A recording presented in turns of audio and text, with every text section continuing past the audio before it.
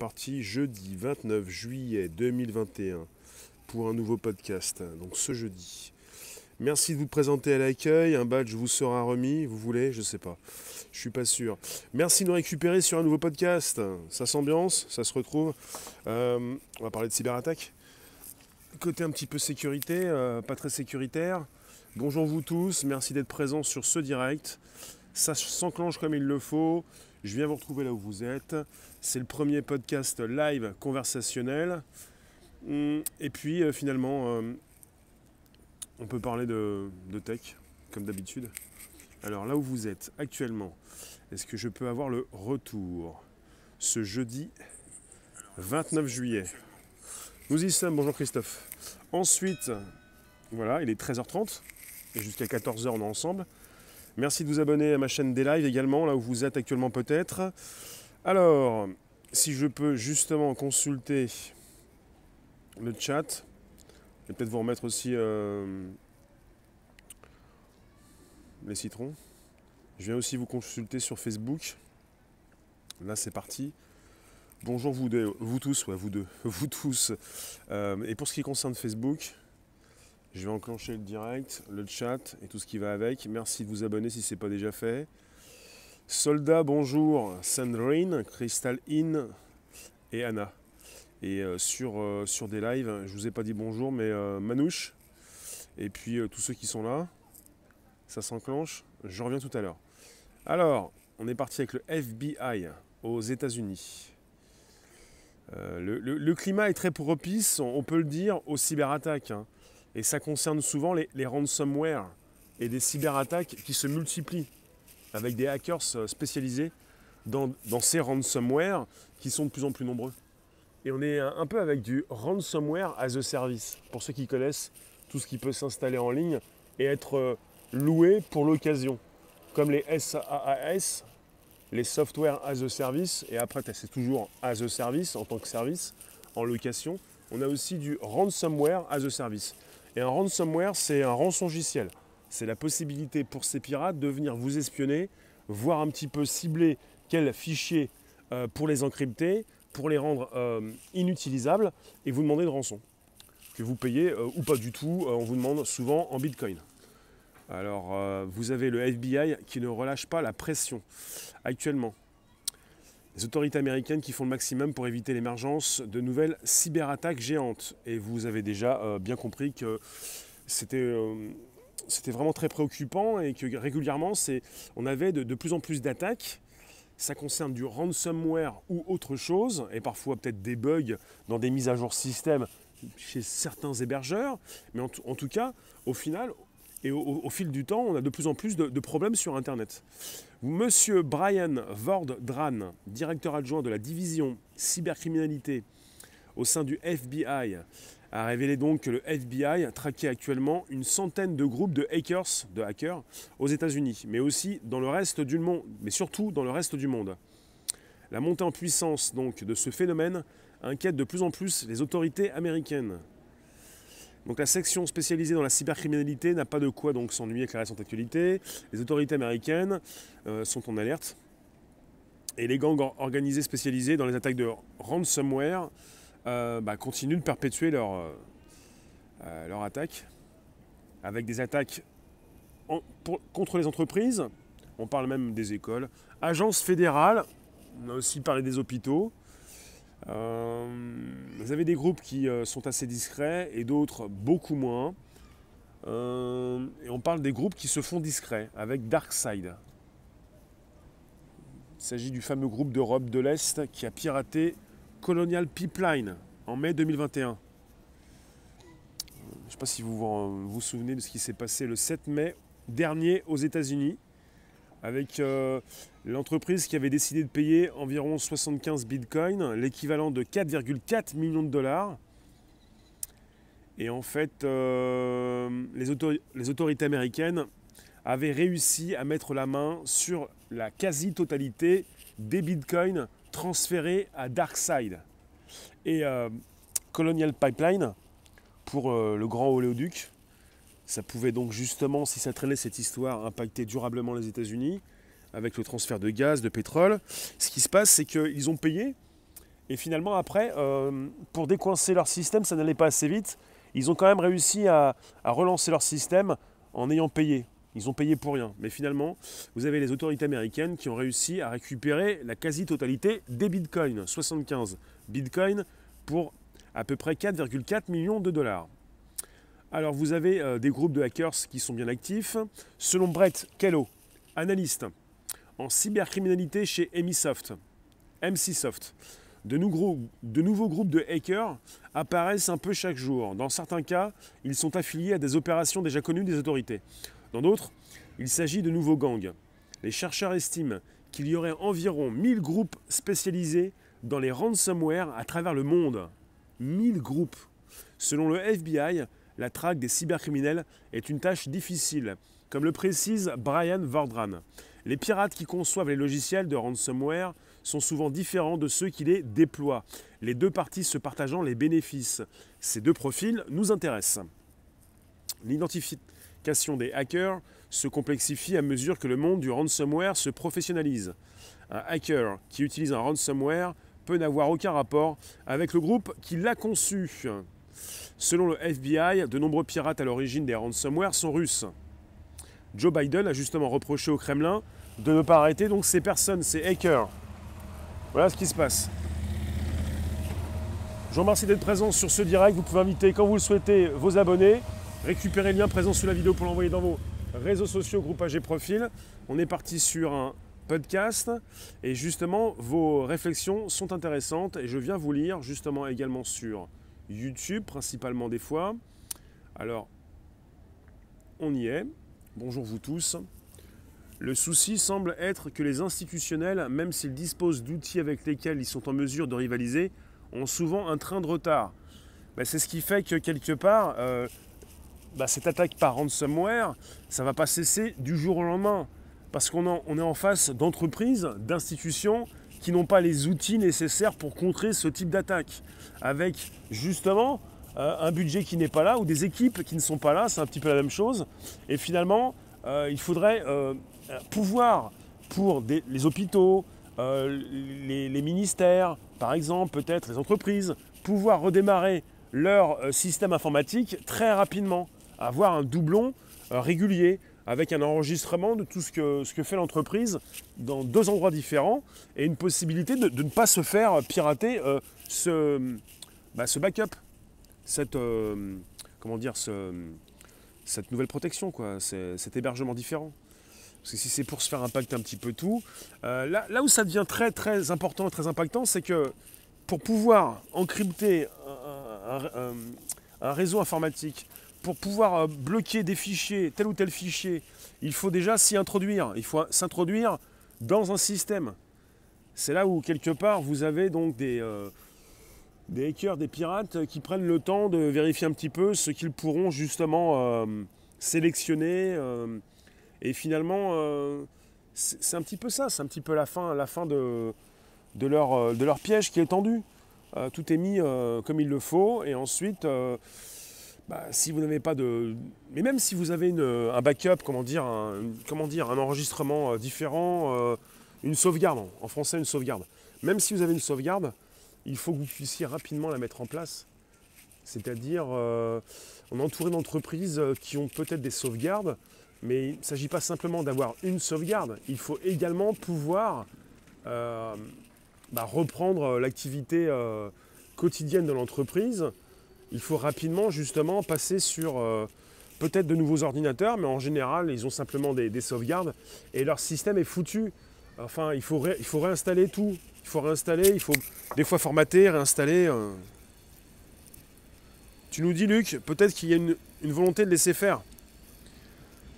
Alors, ils peuvent aussi récupérer les mauvaises actions de certains groupes et les divulguer au peuple aussi. Il y a deux effets. Il y a le côté où on peut justement... ces pirates font deux choses. Ils vont vous demander peut-être une rançon si vous avez des fichiers qui sont donc inutilisables, que vous souhaitez utiliser de nouveau. Et finalement, ils peuvent aussi récupérer déjà à l'avance. Ils prennent le temps d'aller vérifier un petit peu ce que vous avez sur vos ordinateurs, surtout dans les entreprises, mais pas seulement, aussi chez les particuliers. Après, ils prennent le temps, donc ils savent très bien ce qu'ils ont encrypté et ce qu'ils ont pu récupérer également.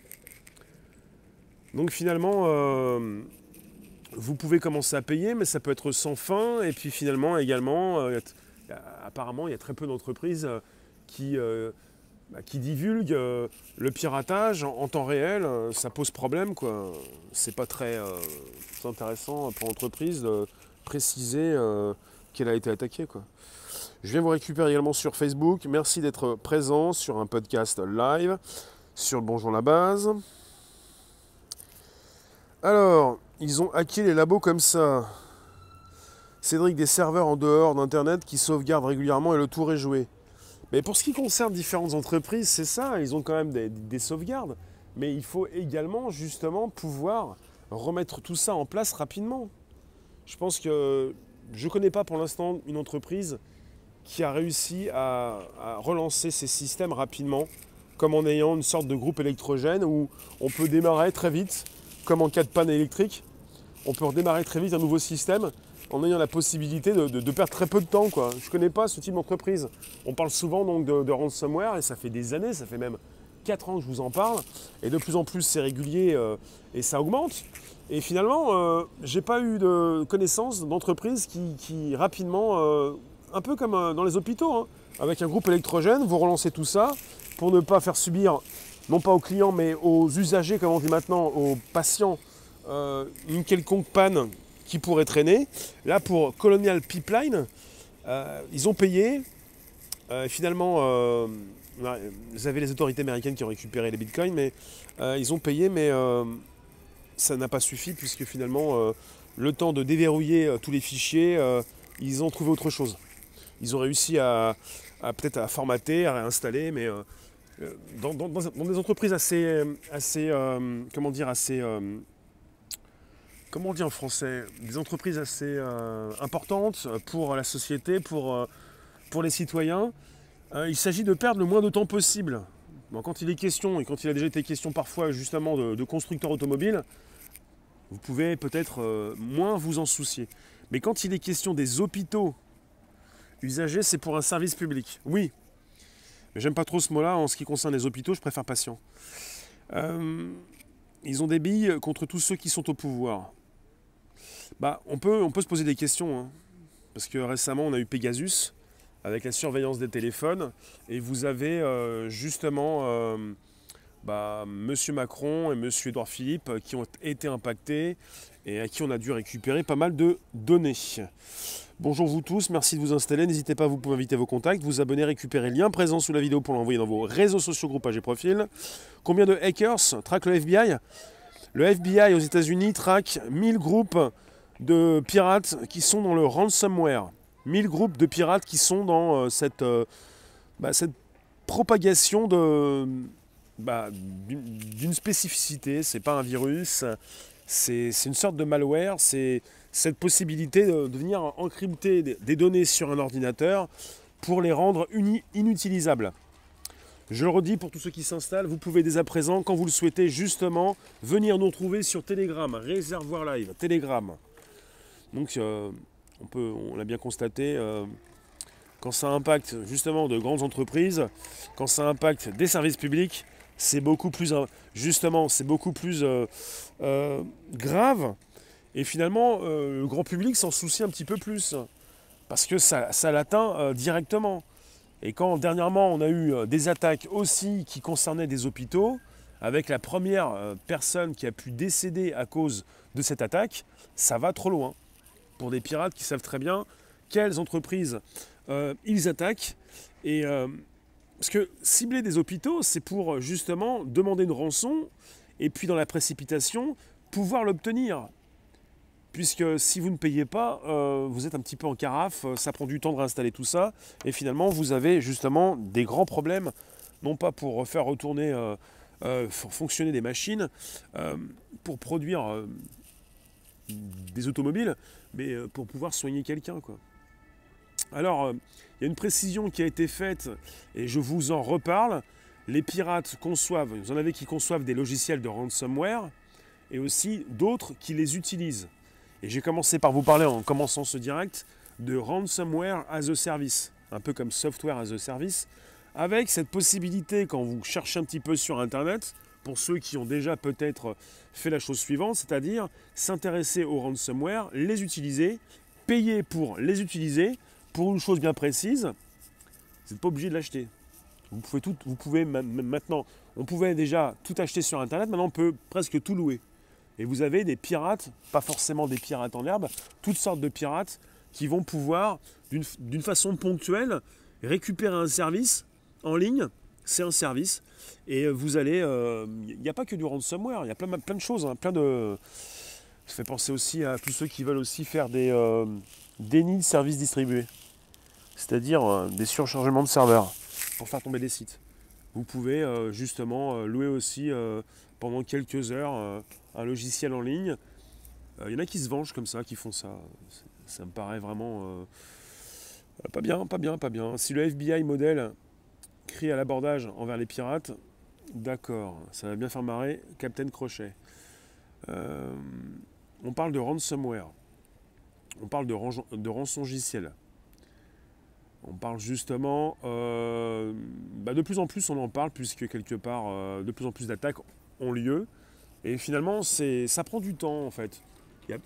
Au niveau tech, au niveau sociétal aussi, c'est même pire, mais tout prend du temps, même si pour tous ceux qui comprennent ce qui se passe, ça prend trop de temps, mais ça prend un temps certain pour arriver aux oreilles du public. Et là, comme les pirates ont déjà commencé à attaquer l'hôpital, on a des news un peu plus percutantes. Alors, dites-moi, oui, en tout cas, je vous parle du FBI qui traque une centaine de groupes. En fait, on est parti sur même environ 1000 groupes spécialisés dans le ransomware. Est-ce que j'ai encore ça? Voilà. Les chercheurs estiment qu'il y aurait environ 1000 groupes spécialisés dans les ransomware à travers le monde. Et pour le FBI, la traque des cybercriminels est une tâche difficile pour traquer ceux qui ont conçu les logiciels et ceux qui les utilisent. Ce ne sont pas souvent les mêmes, voilà pourquoi, qui se partagent aussi apparemment aussi les gains. Ça je ne savais pas, en tout cas qui se partagent plus ou moins, parce que finalement quand vous louez un ransomware, vous payez et vous rémunérez la personne qui a conçu le logiciel. Donc ils se partagent oui les gains, absolument. Ce sont les groupes qui proposent du hacking clé en main. Oui, vous avez des groupes qui proposent du hacking clé en main, voilà. Ransomware as a service, c'est du hacking clé en main, avec un paiement que ces personnes peuvent effectuer.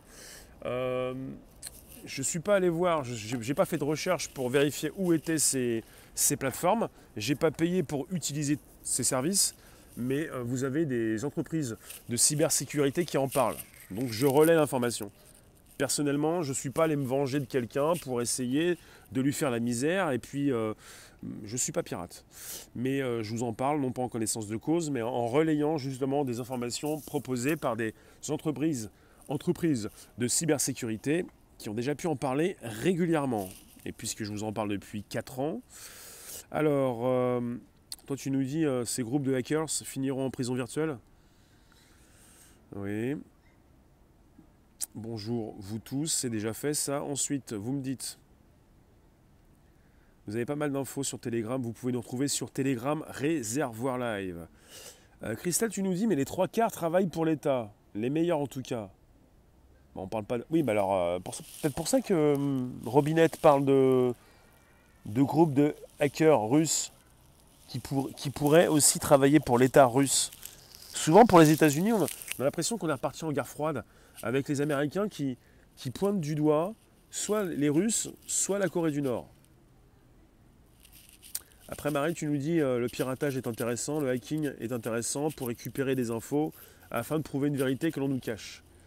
Après, ce qui peut être vraiment percutant, c'est de voir un petit peu ce qui se passe dans le Darknet. Vous avez du ransomware avec 2 étapes, une possibilité de demander de l'argent par rapport à des fichiers encryptés et donc inutilisables pour l'entreprise, et une possibilité de récupérer de l'information pour ensuite vous demander une rançon, enfin vous demandez, c'est du chantage, de payer pour récupérer ces infos. Après, rien ne dit que le pirate qui vous a volé vos infos va supprimer les infos de son emplacement, de son hébergement. Ce qui fait que ça part des fois aussi dans le Darknet, avec une possibilité pour certains d'aller payer pour récupérer ces infos. Ce serait intéressant qu'on ait aussi ça, comme dans Wikileaks, pour récupérer aussi. On a souvent voulu taper sur Wikileaks pour lui demander d'où venaient ces infos. Après, il n'y a pas que Wikileaks, quoi. Il y a le Darknet. Il y a une possibilité, non pas d'aller faire chanter les puissants de ce monde, certains peut-être le souhaiteraient, mais d'aller récupérer des informations qui ont pu être subtilisées chez ces puissants. Oui, ce n'est pas une impression, tu nous dis Luc, les States, les Américains et l'Union Européenne sont en guerre souterraine envers la Russie de Poutine. Olivier, chaque pays a des secrets de défense économique que tu ne dois pas dévoiler, car sinon tes adversaires ont 3 coups d'avance sur toi. Oui, donc dans la compète internationale, ne soyons pas naïfs. Oui. Pourquoi n'arrive-t-il pas à faire tomber les réseaux pédophiles ? Tu nous dis, toi, parce qu'ils s'en servent. Alors, bien et vous, dans un monde en compétition pour les ressources disponibles, où les règles sont fluctuantes selon la géopolitique, pas facile d'y voir clair. Bon, on y voit de plus en plus clair. Hein. Je trouve ça assez intéressant, cette histoire récente du piratage des téléphones des puissants. Je trouve ça vraiment très intéressant. Parce que finalement, le piratage du téléphone du président ou du Premier ministre, vous avez des données qui doivent se retrouver quelque part sur Internet. Des données qui sont consultables par certaines personnes, qui vont mieux comprendre un petit peu ce qui se passe dans le monde. Donc finalement, vous pouvez être un citoyen lambda, mais vous pouvez être très important et il n'y a pas trop de différence. Enfin si, il y a une grande différence. Quand vous êtes quelqu'un de très connu, de très visible, vous êtes beaucoup plus impacté justement par le piratage, en quelque sorte. Le ransomware attaque les entreprises plus ou moins importantes, beaucoup plus importantes justement, les particuliers beaucoup moins. Et de plus en plus, le ransomware a impacté les hôpitaux, c'est pas pour rien. Les hôpitaux, les entreprises de cybersécurité, les entreprises qui pouvaient fournir et héberger justement du contenu. On a vu ça aussi pour la Finlande, une entreprise qui gérait plusieurs centres de psy, avec la retranscription de ce qui avait pu être dit entre le médecin et le patient, les retranscriptions qui ont pu être récupérées par les pirates. Il y a plein de choses comme ça qui tombent, et de plus en plus, ça concerne le domaine de la santé. Quelque chose de très préjudiciable si ça tombe dans de mauvaises mains. Et finalement, ça vous impacte également. Donc vous ne pouvez pas dire que quelque part, ça ne vous concerne pas. Madeleine, bonjour. Daniel, bonjour. Et ceux qui passent également sur des lives, bonjour. Merci de positionner vos commentaires. Nous retrouver sur Telegram, c'est pas une option, c'est quand vous le souhaitez, de nuit comme de jour. Telegram, réservoir live. Hello, bonjour. Les seules infos qui nous intéressent, c'est l'actu en ce moment. Ce qui nous intéresse, c'est de savoir comment fonctionne le monde, comment fonctionne la tech. Ce qui se passe au niveau du piratage est d'une importance capitale. Vous avez justement beaucoup d'informations qui circulent, et quand elles ne circulent plus, ou quand elle est enregistrée dans des téléphones, parfois, elle circule, elle est récupérée, elle est piratée. Dès que vous êtes connecté à un réseau internet, il y a une possibilité de venir récupérer ce que vous faites. Quand vous mettez ça sur les réseaux sociaux, quand c'est public, vous n'avez pas trop de problèmes. Mais quand ça concerne des conversations privées et des choses que vous ne voulez pas justement montrer à tous, bon, en tout cas en ce moment, ça concerne des entreprises qui ne peuvent plus peut-être aussi fonctionner comme avant.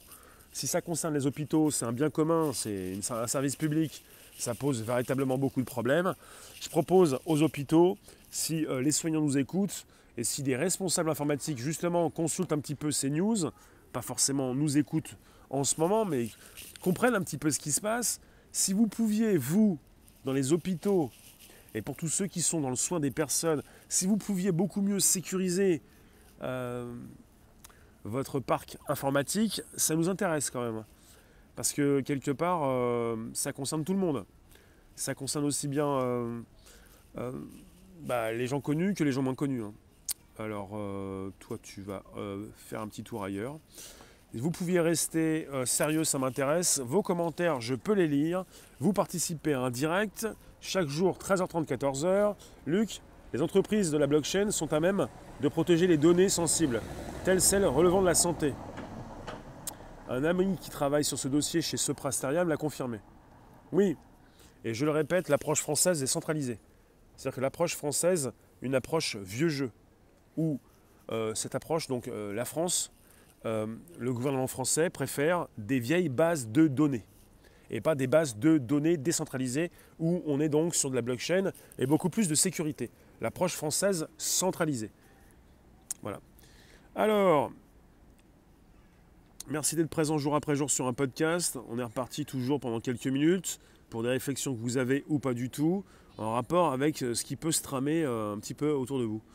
Avec du piratage dans tous les sens, des attaques perpétuelles, et puis le FBI qui traque 1000 groupes de pirates qui sont dans le ransomware. Alors, merci Sylvie. Caroline, maintenant les médecins utilisent Internet ? Ouais, ça fait déjà un moment. Alors, est-ce qu'on est plus protégé si on prend un antivirus ? Vous n'êtes pas protégé quoi que vous fassiez. Enfin si, vous êtes plus protégé quand vous... Vous êtes plus protégé quand vous faites... Vous savez ce que vous faites. Avec ou sans antivirus, ça dépend de ce que vous faites, ce que vous installez, ce que vous vérifiez, surtout sur ce qui passe sur votre téléphone. Dren, tu me dis c'est une blague, les hôpitaux français sont à la ramasse et il n'y a pas de budget pour renouveler le parc.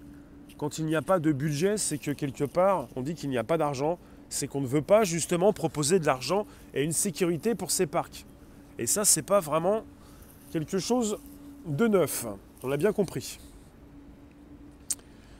Un projet de loi est en cours pour écouter mail, téléphone, activité sur le net de tous les citoyens français.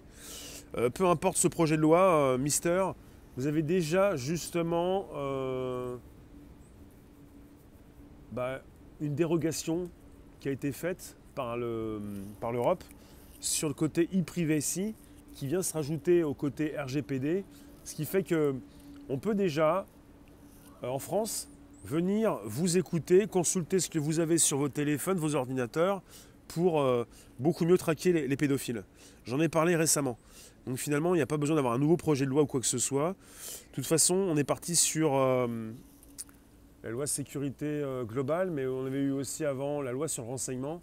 Plein de choses qui ont déjà permis depuis quelques années de venir pouvoir cibler des téléphones et des ordinateurs pour scanner un petit peu tout ça et même par la suite même supprimer vos contenus s'il le faut.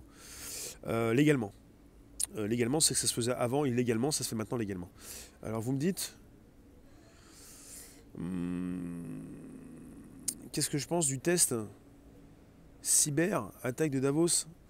Je connais pas.